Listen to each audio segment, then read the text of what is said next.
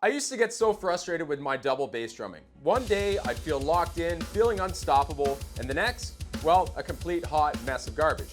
My right foot would lead ahead, my left foot would drag, and no matter how hard I tried, I couldn't make my double bass drumming feel consistent. And the worst part is I had no idea why it kept happening. Some days it felt effortless, other days it felt like my legs weren't even listening to me. But here's the thing, it wasn't my pedals, it wasn't my practice time, it was something much deeper than that.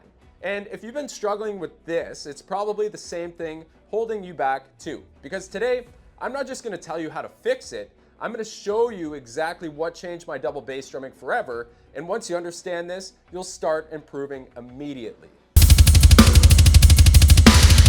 Let me take you back to one of my worst practice sessions ever. You see, I'd been working on my double bass drumming for weeks, if not months, trying to get up my endurance and consistency. So I set up my metronome and everything felt fine at first. But the moment I started pushing the tempo, everything fell apart. My left foot felt weak, my beater barely hit the head, and my feet kept slipping out of time. So I started sweating, my shins were burning, and worst of all, I couldn't tell if I was actually getting better or just spinning my wheels. And that's when I realized something huge. Something that changed my entire approach to double bass drumming, and once I figured this out, my playing completely transformed. Because here's the truth, if you want to keep practicing double bass drumming the wrong way, you're just reinforcing bad habits. And the more you practice bad habits, the harder they are to break. So before you do another double bass drumming workout, you need to know the 3 biggest mistakes that are keeping drummers stuck. And believe me, once I show you these, you're gonna start hearing them all over the place. You ever listen to your double bass and just feel like one foot's not keeping up? You're probably right. So there's a 99% chance your weaker foot is dragging, even if it feels fine when you're playing. And here's the worst part. You probably don't even notice it's happening in real time, but when you record yourself and slow it down, you'll hear exactly where your feet are going out of sync. And so if you don't fix this, no amount of speed training will actually save you, because the higher the speeds and even the smallest delay between your feet turns into a complete mess. Mistake number 2. You're overplaying without realizing it. So this one destroyed my progress for years. I used to think that if I just played harder, my double bass drumming would sound more powerful, but the truth, I was actually making it worse.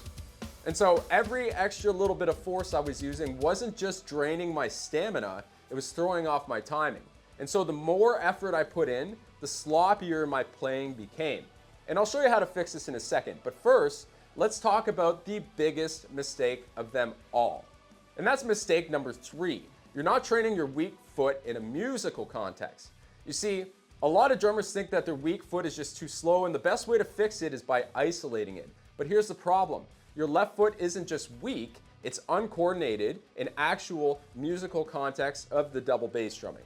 So when you play your double bass pedals, your left foot isn't mirroring your right foot, it's interacting with your hands, playing on the upbeat, locking into grooves and fills, and if you're only training it in isolation, you're missing the real problem, how your foot works in the full drumming movement. Think about it. When your left foot lags behind, it's often because your hands and feet aren't synced properly, not just because the foot itself is weaker. And so, how do we fix this, right? We train the full coordination of double bass drumming, not just one foot at a time. Let me show you how.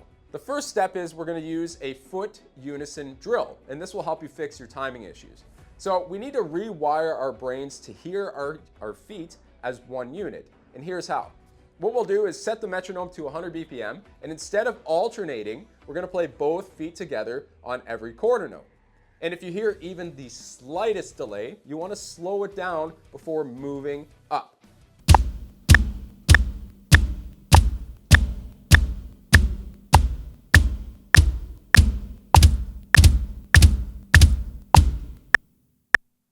In step number 2, we'll do what's called the balance limb connection drill, and it fixes your lag and imbalance. So instead of isolating your weak foot, we're going to train both feet together just like you would in a real drumming situation, right? Play a simple pattern, for example, alternating eighth notes on the hi-hat while running your double bass drumming at a slow, controlled tempo, let's say at 100 BPM.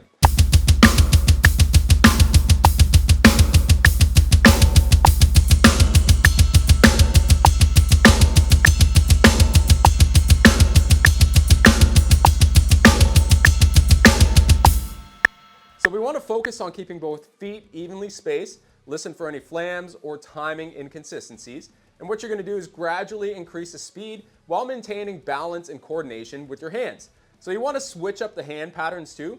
Try playing a ride bell accent on the quarter note to challenge your coordination while keeping your double bass tight. So this way ensures that your left foot isn't just playing on its own, it's playing with your hands in a way that directly applies to real drumming. The next thing we'll do is approach it with the control first speed method. This fixes your overplaying and builds your speed naturally. And so here's where most drummers get stuck. They try and brute force the speed instead of training it correctly.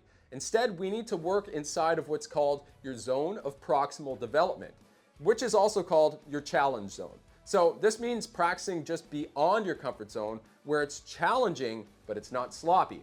So we're gonna start at a speed that feels clean, not fast, and gradually increase those tempos by 5 BPM, but only if it stays clean. And so if your technique falls apart, go back down and dial it in first, right?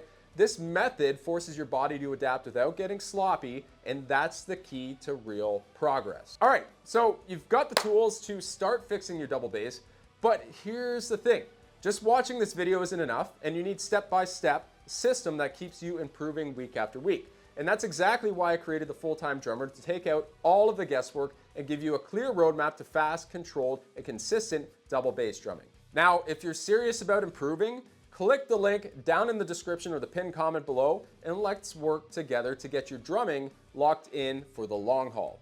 And if you found this helpful, don't stop here. YouTube knows exactly what you should watch next, so check out this video right here and keep leveling up your drumming. I'll see you in the next video.